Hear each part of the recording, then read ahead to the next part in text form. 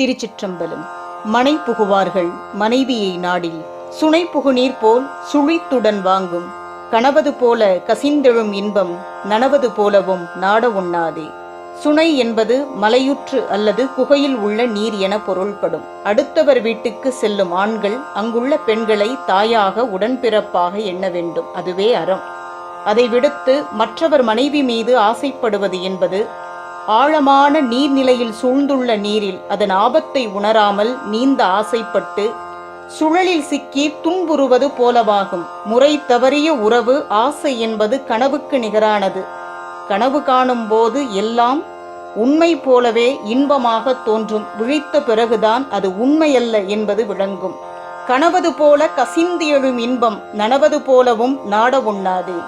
அற்ப சுகத்திற்கு ஆசைப்பட்டு அவமானம் என்னும் சுழலில், துரோகம் என்னும் சுழலில், பழி என்னும் சுழலில், பாவம் என்னும் சுழலில், வறுமை என்னும் சுழலில், பிணி என்னும் சுழலில் சிக்கிக் கொள்ளாதீர்கள் என்று நம்மை எச்சரிக்கிறார்.